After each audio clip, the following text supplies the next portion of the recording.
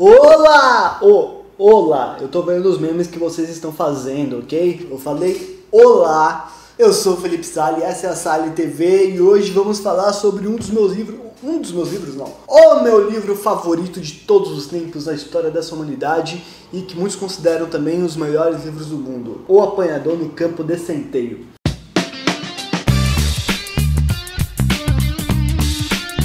O Apanhador no Campo de Centeio. Você provavelmente já ouviu esse título ou já leu esse livro, ouviu falar dele. Ele é muito comentado, ele sempre está, sabe, as listas dos melhores livros do século tal. Sempre aparece lá os 5 melhores livros para você entender a mente humana. Aparece o Apanhador no Campo de Centeio, assim. É um marco da literatura, as pessoas gostam muito. Eu já falei, eu vou repetir, cara, é o meu livro favorito, assim, quando me perguntam pra mim eu falo, agora é o Apanhador no Campo de Centeio. Agora, o que você nunca viu foi um filme sobre Apanhador no Campo de Centeio, porque essa é uma das muitas peculiaridades do Salinger, né? O J.D. Salinger, que é o autor desse livro. Ele não deixou fazer um filme baseado na história, mesmo com muita gente querendo, assim, até o Leonardo DiCaprio, ele se propôs a ser o protagonista e produtor de uma adaptação para o cinema, e o cara não deixou, ele faleceu agora em 2010, agora já faz 8 anos, meu Deus, o tempo tá passando muito rápido. Ele faleceu em 2010, então ainda vai demorar para o livro entrar em domínio público, para as pessoas, né, desrespeitarem o seu desejo de fazerem um filme baseado, assim. O Salinger, ele, inclusive, ele viveu uma vida muito reclusa, ele se recusava a dar entrevistas, a aparecer publicamente. Só que isso meio que fez as pessoas se interessarem ainda mais por ele e pela obra dele. O Apanhador foi publicado em 1951, faz um tempinho assim, e ele é muito importante porque além dele ser bonito e complexo, inteligente, ele foi um dos primeiros livros, o primeiro livro que conseguiu se comunicar diretamente com o adolescente, sabe? De falar sobre os dramas adolescentes, os conflitos adolescentes. Falou até um pouco a linguagem de como o adolescente estava falando naquela época, assim, né? Botou naquele texto. E por causa disso, muita gente diz que este livro foi o primeiro young adult da história, sabe?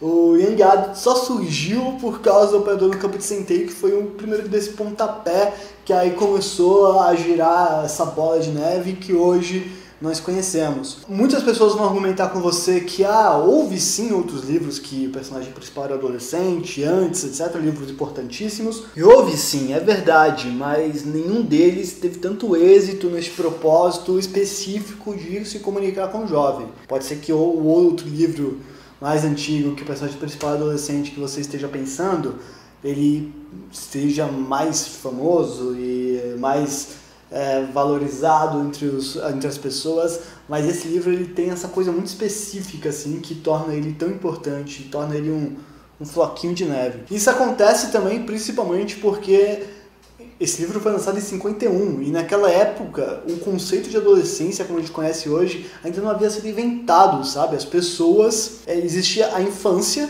que ainda era um conceito até relativamente recente para a época, que era aquela coisa da inocência que precisa ser preservada, que não vai trabalhar, que a gente vai cuidar, temos que proteger, e havia o adulto, né, um homem feito que estava no mundo aí para o que deve é. E essa ponte entre uma fase e outra não existia, então o adolescente era alguém que estava jogada no universo que algumas pessoas tratavam como criança e algumas pessoas tratavam como adulto, e na cultura pop também, assim, existia o Mágico de Oz e existia depois o Vento Levou, um filme já totalmente adulto, não existia nada criado assim pro adolescente. Isso foi surgir lá pra frente com os filmes os Beatles, né? Aí sim começou a surgir essa coisa até muito romantizado, né? Romantizado demais, que é aquela coisa do jovem rebelde e que quer mudar o mundo e tal. Isso não existia quando o Apanhador no Campo de Centeio foi lançado. O livro conta a história do Holden Caulfield, que é um garoto de 17 anos. Ele tem 17 anos e ele está contando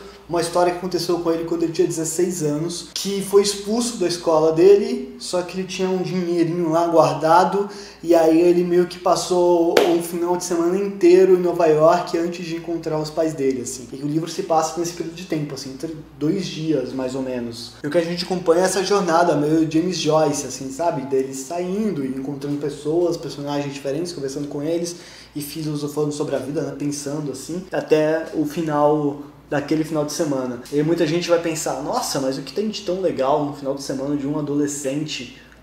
Muita coisa. Para entender sobre o que fala esse livro e por que ele é tão profundo, a gente precisa saber um pouco sobre o passado do querido Salinger. O autor, ele entrou na vida adulta num período horrível da humanidade e da vida dele também, porque estava acontecendo uma guerra mundial, e aí ele foi para essa guerra, e aí ele viu campos de concentração, ele viu amigos deles morrendo, ele se sentiu responsável por muitas mortes de pessoas, porque ele era da inteligência e tal, e sempre que o batalhão dele morria, ele se sentiu um pouco responsável por isso. Esse foi o ambiente em que ele entrou na vida adulta, que ele completou 20 anos de idade, assim, mais ou menos. Talvez eu não esteja sendo tão específico, mas é isso, assim. Quando ele voltou para casa, ao contrário de muitos autores que escreveram sobre a guerra, ao contrário de muitos autores que nem foram para a guerra, mas quando acabou a guerra começaram a escrever sobre traumas da guerra, ele escreveu sobre um adolescente que não queria de jeito nenhum entrar para a vida adulta, porque ele achava que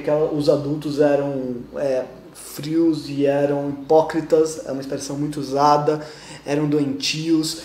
O personagem principal queria manter aquela inocência e aquela verdade que tem na infância e no começo da adolescência também. E faz todo sentido, né? Até o título, O Apanhador no Campo de Centeio, diz um pouco sobre isso. Ele imagina um campo de centeio onde tem um abismo gigante. E aí tem umas crianças brincando no campo de centeio. Tem essa descrição no livro, né, da imaginação do personagem. E aí ele diz que se ele quisesse ter uma profissão, a profissão que ele queria ter era a pessoa que fica na ponta do abismo impedindo as crianças de saltarem neste abismo. E aí é uma metáfora, uma enorme metáfora para a vida adulta, a infância, onde tem as crianças brincando inocentemente e ele impedindo que aquelas pessoas caiam naquele mundo profundo e horrível. E ao longo da história ele vai encontrando vários personagens onde ele quer perguntar sobre o que acontece depois que você completa certa idade, mas ele nunca consegue fazer isso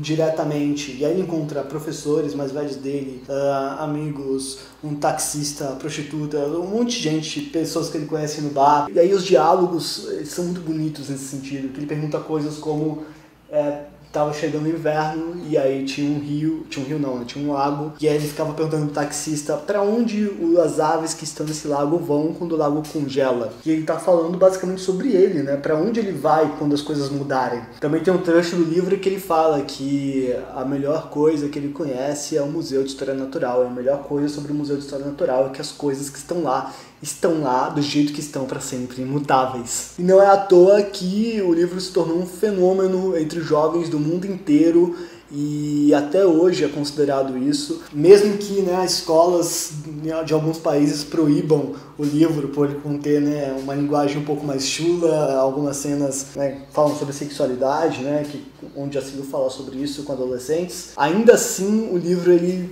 virou um marco e pessoas se identificam e continuam lendo até hoje por causa disso. Se bem que não é incomum você encontrar alguém que vai falar mal desse livro, e todas as críticas são justamente ao personagem principal, Holden, porque ele é um garoto que ele tá vivendo um momento em que ele critica muitas coisas, ele tá sempre reclamando tudo o tempo todo, assim. E aí quem tem menos paciência fica um pouco bravo com esse garoto falando mal de filmes e de pessoas que usam chapéu em lugares fechados e etc. Mas assim, quando você termina de ler, todo aquele resmungo e toda aquela negatividade do garoto faz sentido e se justifica.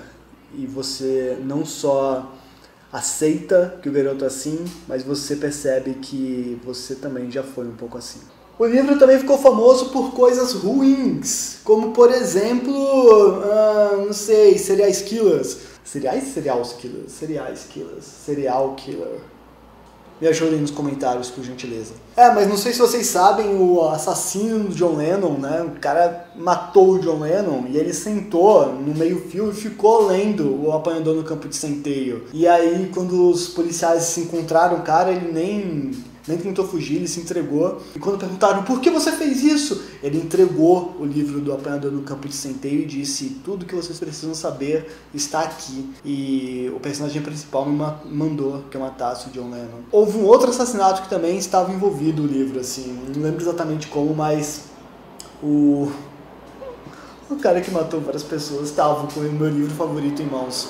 Mas não deixe que isso suje a imagem de uma obra maravilhosa pra você. Porque assim, poderia ser qualquer livro. Gente maluca é gente maluca, gente. Às vezes tentam ocupar, né, videogames, já tentaram ocupar quadrinhos tempos atrás. Não é esse tipo de coisa que faz alguém matar outra pessoa, pelo amor de Deus. Se você se interessou por este livro e não leu ainda, né, você pode vir aqui na descrição do vídeo e você vai encontrar um link para a compra da Amazon, né? E você compra o livro por lá. Sempre que você compra um livro através do nosso link, nós ganhamos uma comissão, você ajuda a financiar o canal. Por favor, a gente está precisando. E se você sabe ler em inglês, eu recomendo que você compre a versão da língua original do livro, que também está na Amazon, no preço show de bola, tem uma edição de bolso bonitinha também. Lembrando que estamos gravando neste cenário bonito graças a nossos parceiros da LabPub. A LabPub é uma escola de mercado editorial EAD, onde você pode aprender sobre o maravilhoso mercado dos livros à distância da sua casa, bonitinho, tendo aulas com professores maravilhosos. Eles gravam, inclusive, neste mesmo lugar que eu estou gravando, com este mesmo cenário, com essa televisão para auxiliar as aulas. E acabou de abrir um curso em que você pode se interessar, que é Academia de Autores, onde você pode aprender como virar um autor profissional, como, por exemplo, encontrar uma boa editora para publicar seu livro, como enviar um original, né, para as editoras, para não ser um cara chato enviando uma coisa que ninguém pediu, e sim um autor profissional enviando material não solicitado, como entender tendências do mercado, como expandir seus horizontes, escrever um roteiro para o teatro, por exemplo, para um audiolivro, como fazer autopublicação. Eu vou dar essa aula, inclusive, eu vou ser um dos professores. Além disso, você vai ter bate-papos com autores famosos e bem-sucedidos, atividades que você vai fazer para exercitar, um monte de coisa. Então, se você se interessa em escrever ou virar um escritor um dia, vê aqui na descrição do vídeo que tem um link para você saber mais sobre esse curso, ok? Se você gostou do vídeo, deixa um like, compartilha com os amigos, deixa um comentário, ativa o sininho. Nos vemos no próximo vídeo. Tchau!